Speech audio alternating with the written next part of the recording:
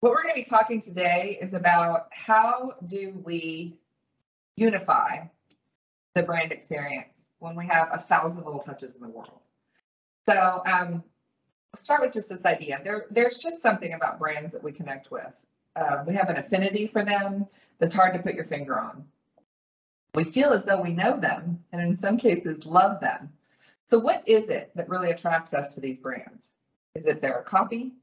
Is it their brand identity design? Or is it just that they have massive budgets? Well, no, the answer is they're using brand archetypes. And it's a very sneaky little social science methodology. So what is an archetypal branding? What are brand archetypes? How do you do archetypal branding? In order to define that, we first have to define what the word brand means in this discipline. So the word brand is not a logo. It is not a unique selling point or a point of differentiation. Those are very important, but they are not the brand or even the brand essence. A brand is really a person's collective experiences of a company or product with a certain name. It is everything that one remembers through their communications, through their personal experience, through word of mouth, through every marketing touch, and every other interaction. That's the brand for the company. So in archetypal branding, the definition of brand is a memory that really lives in our audience's minds. So in order to do that, we have to recognize that that memory is a combination of emotion and fact that lives outside of us. And in order for us to be brand stewards, to really be in control of our brand, we have to have a methodology to reach out. And so the center of this methodology is archetypal branding. And the idea is that without a good story for audiences to latch onto in order to string together this set of experiences, your performance as a brand is either forgettable, it's just a fleeting moment, or worse, it's frustrating. It's in conflict to what they expected from how they interacted with you last time, or what they expect from somebody in your category. So as marketers, we have to decide, how do we then align all of our experiences to create a single memory? And how we do that is that we leverage natural stories and characters that we all know. And we tap into those as that story framework. And we encourage everybody that is participating in our brand, whether they're doing a small part of our social media posts, email communication for retention, or whether they're doing the big brand advertising out to everyone on national networks, we need to encourage that they comprehend the story that we're participating in, rather than just memorize a list of words or a couple pictures or guidelines to stay part of. So what we really have to do to establish a strong brand is paint a vision for marketing that is more character than rules, and get everyone in the organization to join the improv. Does that make sense? Yes. So the archetypal, it's a habit I have. I always do that. And on these, it's always funny because, nobody really wants to jump in and go, So in archetypal branding, the brands that we feel a strong bond with are built with a very solid alignment to archetypes. So those brands that thrive and survive are staying on story. These archetypes are basically 12 universal templates for brands that bring a brand to life in the customer's mind. And if we pick one character, one story, and we use that consistently over and over again in all of the things that we do in marketing, and operations, and service, that we create a familiar, emotional, and defined persona in the same part of the brain that meeting an actual person is reported. That's where we get that feeling of know and possibly love for a brand. It's actually deeper than a rational understanding of a brand. It creeps into that kind of irrational, emotional portion of us. Now, these archetypes aren't something that was created originally in marketing. They actually are grounded in decades of psychological research. And while they have really silly names, they reflect universal truths, things that we all as society share and agree on as sort of code words to shortcut communication. They came from Carl Jung.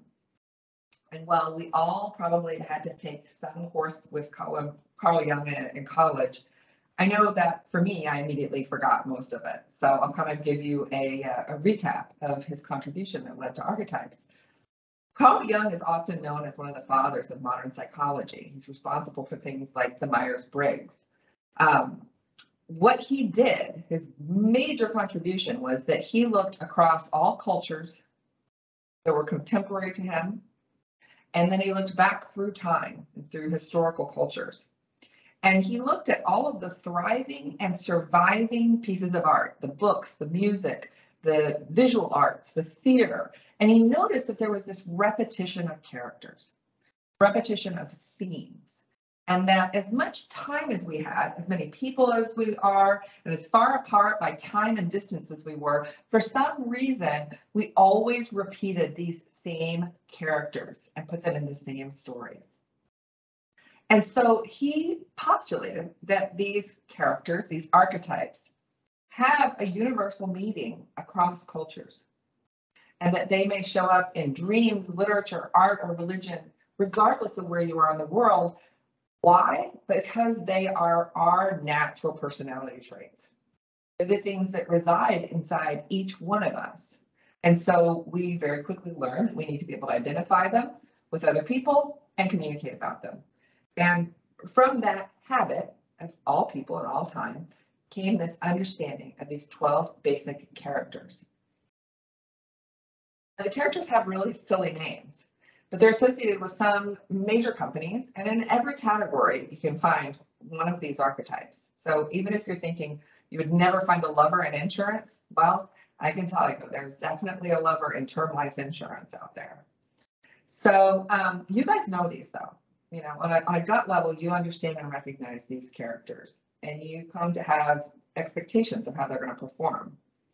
You know that Microsoft is the ruler. They're keeping order. They're to some degree policing what happens in the technology and software environment. And opposing them is the outlaw in Apple that's saying, let's do things different. Let's come up with a different way to do it than Microsoft. Let's not be so stodgy. And so Apple puts out there an apple with a bite out of it from the Garden of Good and Evil. They put out a groundbreaking commercial in 1984 comparing the existing people in technology to Big Brother. And they continue over and over and over again to just challenge the establishment. We've been in good hands with Allstate, the caregiver, forever. We're very familiar with the fact that they give us sage advice from a spokesperson with a profoundly wise voice. We know that Coca-Cola is an innocent and Pepsi is a jester. So if we see brown fizzy soda on the screen, we already know which company it is based on whether or not they have teddy bears, or they're showing some sweet Santa, or whether they're showing a rapper or somebody roller skating with a tube top on, which we've seen both of those. Because those are their stories. Coca-Cola is our innocent and Pepsi is our jester, always in for a good time. We know, although we don't realize it, that Starbucks is the explorer. We go to Starbucks, we walk up to the counter, we order a coffee, and somewhere in the corner of the restaurant, there's a bin for donations. We may not know where those donations are going, but we know where they're not going. They're not going around the corner. They're going to go somewhere halfway around the globe because we have let in that Starbucks is the explorer, and that's the kind of thing they would do. And we know Nike is a hero. We know Just Do It, before they spent millions and millions of dollars to establish it, meant just step up, just challenge yourself. So we can fill in the blanks on taglines that have a lot more spirit. These are part of our everyday. And if anybody on this chart steps out of their character, we notice it. We'd say, oh, I don't think Coca-Cola should really be associating with that concert. That's pretty rough. That would surprise us. So we know what to expect from them, and we know what not to expect from them. So the reason we use archetypal branding is because it creates that relationship with customers in a comfortable human manner inside their brain in a way that really goes deep. We also use them because by attaching to a character rather than just as much as you could squeeze onto a paper as far as rules and messages, by attaching to a character, we can be consistent in word, image, but also action. Action is often the loudest part of our brand. And by having an archetype, we can provide ideas and inspiration for growth that are on theme and really get a unified vision for the brand, even though we might be doing a program over here, a program over here, a program over here. They all can be on character and still unify our brand. So here's an example of how that works. In order to implement something like this, the steps necessary are first, hold a group facilitation to select which one and only one archetype you are, and make sure that you have executive sponsorship, because if you're not sponsored, it really won't take off within the organization.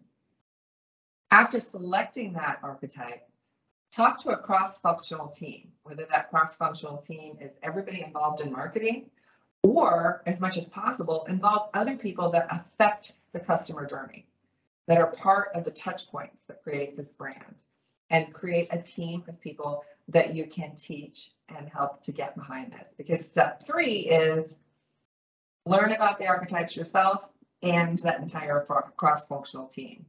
At that point, you learn, what is my character's story? What are the keywords? What are the values? So that everything that I do, regardless of whether it's red or blue, in this font or that font, they all are building the same story. And then determine with that cross-functional team the areas where you feel like you're out of whack. What are the areas where we're not aligned with our vision for this archetype? And how can we take that program and make it more heroic, or that program and make it more of a caregiver, and work out sort of the kinks? And then develop internal cheat sheets for execution. So things that the members of the team need in order for them to stay on archetype and also to communicate it to other people within the organization. So those are just sort of like the 4 steps to really get from no archetype to archetype. And they're kind of big steps, but that's the phases. That last phase really deals with education. So one of the most important things is that once you determine what archetype you are, you don't suddenly just know how to be that archetype. So that education portion, you go through a phase of understanding. Like, let's say we chose the ruler archetype. Then at heart, we're offering people control over their environment, their future, their outcomes, those kind of things. And then we work with our clients, or you guys can work on this on your own, but to really give them ideas of what is a ruler brand story. What do ruler brands leverage in their brand? What are keywords that trigger this for my audience and for my team? And what are the communication recommendations for content, for tone and manner, and visuals that are going to trigger this? A good example is if we think about the innocent archetype, for instance, a white picket fence is the type of thing that tells somebody that it's an innocent, it's an automatic trigger. We might use something that is really obvious, or we might use something that's a lot more subtle. But what are those triggering visuals that are hard coded into this story for our society that we can leverage to make people understand this is the value system, this is the character that we represent? And then, of course, that all translates into all of your marketing materials. So that's where that review is really important. Where are we out of sync? Do our marketing materials match the character we want to put out? So a lot of times what we get asked is who's on the cross-functional team? And the ideal cross-functional team goes beyond marketing and involves your highest level executive, your selling or recruitment arm, your service arm, your technology, operations, HR, and finance. Members of people that are part of the entire customer journey. Now, any part of this can be done with just the CEO and marketing, just executive sponsorship and marketing. But in its biggest form, it involves all parts of the organization and understanding it. And so I'd like to give you like a case study on the largest way that this executes. So we worked with StarTex Power prior to and facilitating their purchase by Constellation Energy. And we went through this process with their executives for the purpose of increasing the strength of their brand and driving value up before an acquisition. So everybody is really on board. And they chose the everyman during that facilitation. Being the everyman means that you're about fitting in. You're about making people feel all right as they are. So as an everyman, when they did the audit afterwards and said, so what are some things that we can do that match our brand? And what are the things that don't match our brand? They went through and the CEO decided to put a personal phone number on the website. So if you have a bad customer experience with our call center, you can call her directly. HR decided to hire people that were in the local community that people would know so that they could build more relationships literally on a neighborly level with people. The customer service call center decided satisfaction was more important than efficiency and that they were going to rate their staff by how well did you do at making the person feel good versus how many calls did you turn a day. The recruiters and the brokers all decided that instead of going to some of these kind of wealthier environments that they'd gone, they were going to actually go out and be in the state fair for a month and do their recruiting there. Operations team made sure that all the customer journey went under review with marketing because they began to understand that the way they communicated things was a portion of their brand, and they made available perks and tickets. And finance actually distributed company shares to staff.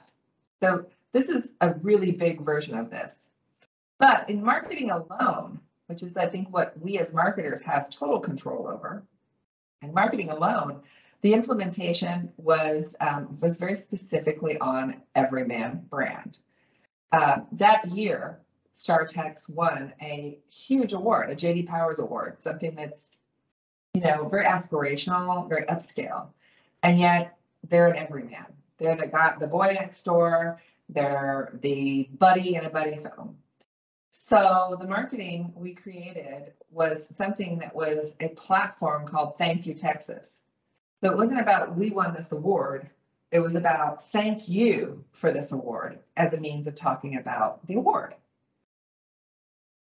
And we developed this idea of star treatment in the advertising campaign so that everything that we talked about could be putting the accolades on the customer, not on the company.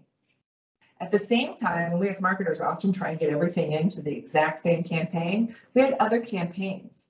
They're all held together by being everyman. One of the campaigns was called the Return the Favor campaign. So our advertising was talking about star treatment, and at the same time, Return the Favor was being discussed in our public relations and our direct marketing. Now, were those different slogans? Were they different mantras? Did they have slightly different look and feels? They all complied to the corporate standards, but yes, they had different rally cries at the same time, but they were still building the same story. And the Return the Favor campaign was about paying back Texas. So we sponsored the state fair for you. We rented out this concert and gave all the tickets to people that were our customers for you, and sort of like turning it back on them. So again, performing in a way that an everyman would perform. And then in social media and customer communications, we have to see both star treatment and Return the Favor going on at the same time. So, is that going to look disparate? Well, it doesn't when they're in the same personality, they're in the same character. So we were able to have those work together very well. And I think as marketers, we're challenged to incorporate a lot of different specific programs marketing programs into our social media or our email communications. And this offers a way that they can be consistent, even if they look different. In this case, in the first year that this was implemented, they got #1 for the highest percentage increase in market share. They really took a deep look at their entire customer journey and made huge inroads. And then they got acquired by Constellation Energy with a multiplier for the value of the brand. So when we look at this, I think my final thought would just be to mention that there's really nothing out there, no marketing program, no specific campaign that really outworks your brand as a whole. That your brand is on duty 24/7, 365 days a year. And it is everywhere your products and services are mentioned and in any form that they're mentioned. So done right, your brand is a bunch of good ideas that are on character, that are being expressed creatively. And when they all come together, they really give those customers confidence, comfort, and a feeling of knowing you. Anybody that would like to may ask questions.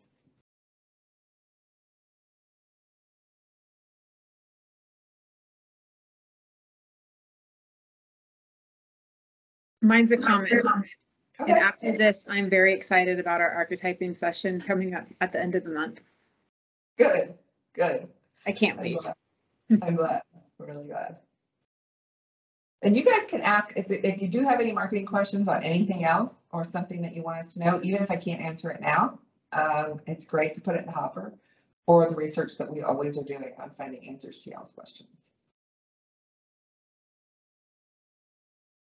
But that's it. Patrick, did you? Yeah, I just had a question on how to measure. You mentioned encouraging comprehension. Yeah. So what is that like? How do you measure that? How do you measure comprehension? So our goal, when I'm talking about comprehension, there's two things that are parts of that. One is making sure that our team understands it, right? So when it comes to, is my team trained? Have they received training? And when they execute, do I see evidence that the training matches? We have some people that during the period of alignment, they actually have things go through a central person, and they're aware of and can provide feedback that this person's getting it, this person's not getting it. So in that sense, their internal performance is measured prior to making mistakes. Other times you'll just sort of look at everything and do audits periodically and say, are we in alignment? Now, measuring whether or not it works for your end user is a whole different story. If you're looking to measure, did this have an effect? What we do is we generally look at our brand awareness, brand intent, and the propensity to recommend with our target audience, and we'll measure that in waves. So, for instance, one of the colleges in Texas, we did take a baseline of brand awareness amongst high school seniors, as well as intent to apply, and how likely would they be to refer or tell someone else about this university. We measured those three things. We then went through the brand archetype process, aligned the brand for the university as a whole, and then 2 years into that, so it took about a year to really get everybody over, and then 2 years from our baseline, took another index, and they had a flat marketing budget during this time, which I think was really important when it comes to this case study. And they saw a 27% increase on average across all three of those scores. So we're seeing people that are more likely to apply, that are more aware of the organization, and that are more likely to refer. And that's amongst high school seniors. So those seniors 2 years later were in a much different situation and mindset towards the university. That's fantastic. Thank you. Welcome. So, if there's any other topics then that you'd like to ask, I'll make a last call and then we'll wrap for the day. Going once, going twice. All right. Thank you so much, Lindsay and Patrick, for joining us, and everyone else that tunes in later. I hope that you enjoy this. I have provided my phone number, my personal cell number, for any questions that you guys have anytime or anything that you'd like to see a future recording on. Thanks for joining us.